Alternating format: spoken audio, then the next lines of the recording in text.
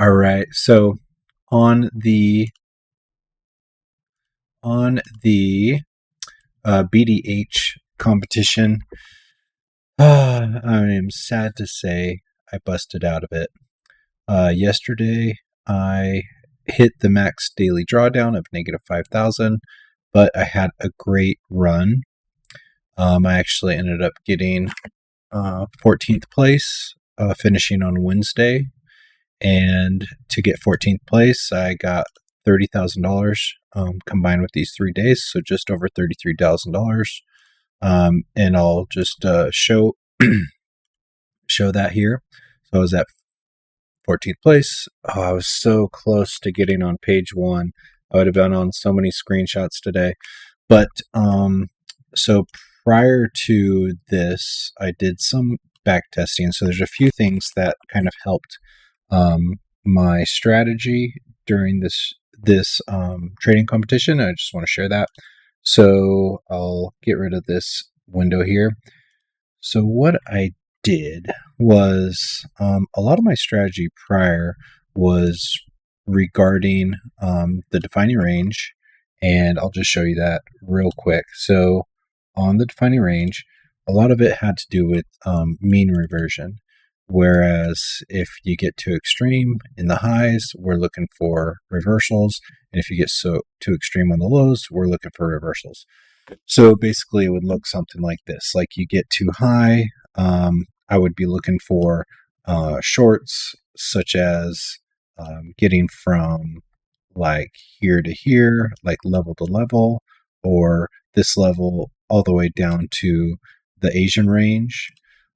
But through my back testing, I found that it's better to treat the middle of the defining range as kind of like the bias detector. So above it would be bullish, and then below it would be bearish, of course, right? So with this, what you're going to be looking for is, let's just imagine. And also, you got to do this after London has began. So right here, this is midnight. This is when it starts. So basically, I don't like trading before that, and that actually was my downfall on the night that I broke out of the tournament or hit the daily loss limit, is because I was trading and very over leveraged overnight at a very bad entry. So if I would have waited, and actually if I didn't trade today at all, I would have been in the top 10, because the top 10 person was just under 30,000 after the end of the day. So anyway, when I was doing some back testing in preparation to this, I noticed that basically if you have your bias, you're going to be better to follow, of course, follow the trend. So if you're bearish, look for entries that continue down. And if you're bullish, look for entries that continue up. Now, that is particular on a few tickers, mostly NQ, ES, and gold. So that's GC. So on NQ, ES, and gold, you want to follow the trend. So if you're up here, look for buys. So basically, look for dips where you can get in for the next leg up. And if we get down here, look for sells. So look for, say, trend lines that get broken. Look for reversals that then fail. And then you're going to have a lot better outcome, because if you're doing mean reversion, you're basically relying on this being the high and this being the low. And that, unfortunately, is not always the case. So if you're on a truly bearish day, through my back testing, price very commonly got around 200 ticks below this low area of the defining range. So basically, this would be like negative 200 ticks.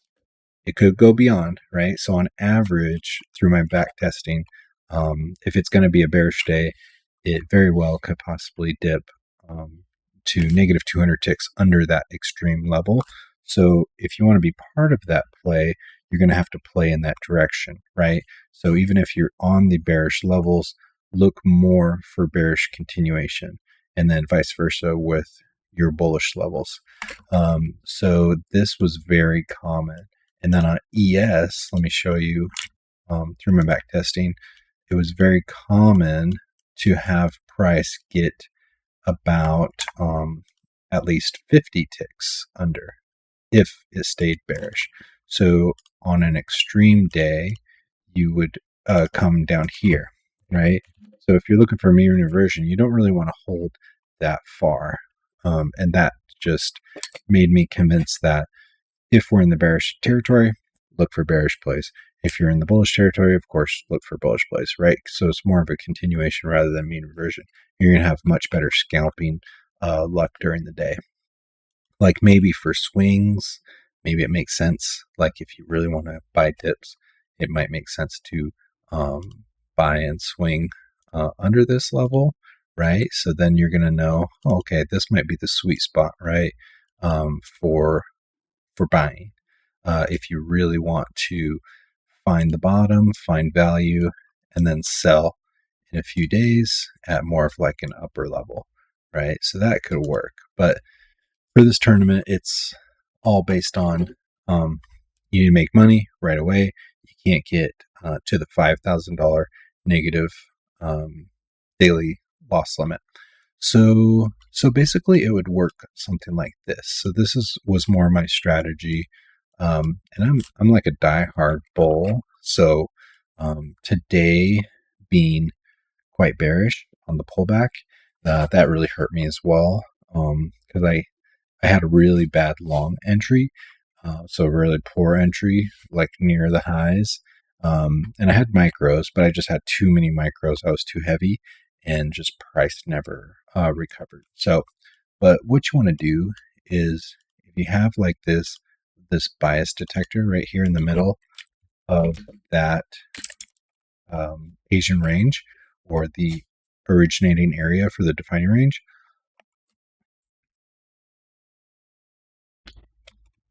So bias detector, so this is our bias detector, right? Then basically what you're going to want to do if you're here, so let's just imagine we just got out of the Asian range and we're going to do a bar replay. So you're going to want to do something like this. And this was the best scalping technique that I found. So let's move forward. So what you want to do is find trends that go in the opposite direction that break down. Okay, it's as simple as that. So establish some type of uptrend and sell the failures. Okay, you could sell the retest. That's fine too. Or you could find imbalances. So basically, this would have been a nice scalp, right? What is this? 8 ticks. So that's about $90 to $100 per contract on minis. Let's keep going. Okay, now you got 20 ticks, so that's a $200 per contract, or about $240. Okay, now if you're coming down here, at that point you might want to just hold runners.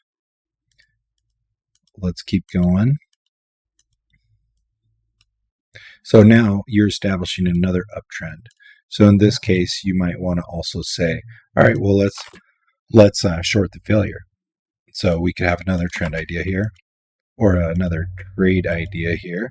Okay, so potentially you could start shorting here, and I'm not sure. I didn't really pay attention. I think it became bullish, but you can see pretty quickly when it does become bullish, and when you're feeling that it is bullish. So I could potentially say, okay, well, we might be having another failure here. And what I determined, and I haven't done extensive backtesting, but basically what you'd want to do is short the failure, and for stop loss management, you might want to find the swing high for stop loss, or potentially you could throw a fib on it and do like a +1 deviation and put your stop loss at the +1, right? And then just wait, right? That's not going to kill your trade. That might give you another chance to survive for your next trade. So keep going. All right, so now right here, right? We got above our bias detector, and now let's look for longs. Now what you're going to want to do is find bearish trend lines that fail and buy the upside.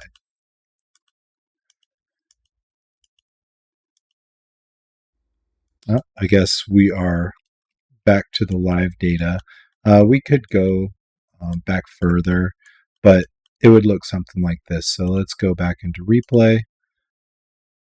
Let's just cherry pick some idea here. So imagine we're getting bullish. You just find some type of downward trend and buy the breaks of it. Let's keep going. This looks somewhat like a nice downward trend. I could draw this better, but I just want to kind of give you an example. Wouldn't buy it yet, right?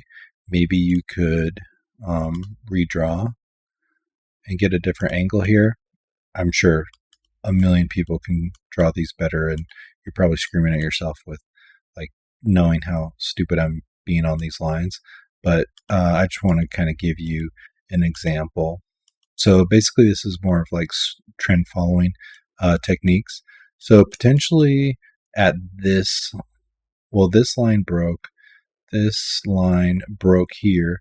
So potentially you could have longed here and then maybe had a stop loss either here or at the standard deviation of say here to here. Could have had it here. And let's move forward. It's potentially breaking another trend line here. And then you could go long here. So basically, it's all about continuation, finding the continuation, trend following. Look at that. So this would have been a great trade. So it's all about finding the right direction and allowing yourself to get stopped out if it's reversing on you, like it did when we were showing a bearish example with us being in this bearish area. And then now we're looking for bullish examples. Now we're in this bullish area. So for an example, I might already be doing something like this and just finding where I could get into continuation, right? If it breaks above here, maybe I'm interested in an IFVG or a retest of this trend line. So it was a great opportunity. Cost $39 to join the BDH tournament, but it was a lot of fun. And I was able to accomplish some PnL days that I've never had before. I never had a $15,000 day before, let alone a $10,000 day. I don't think I've had that. So 6,000, maybe I've had that before, but this was quite fun to get pushed to that level of making more money per day and just trying to get really big numbers, use a lot of contracts, just kind of adapt your strategy toward that. And it was just a lot of fun. So I would definitely do it again. So hopefully Patrick does another BDH tournament. I'd love to join. I was really looking forward to getting into the top 10, and I could have done it if I didn't even trade today. But unfortunately, I got greedy, and I was trying to get about $3,000 to force myself to get to the top 10, which that's what I calculated I would need. But in hindsight, if I didn't trade at all, I would have gotten the top 10. So Hey, thanks for watching, and good luck out there. Let me know if you have any questions. All right, see ya.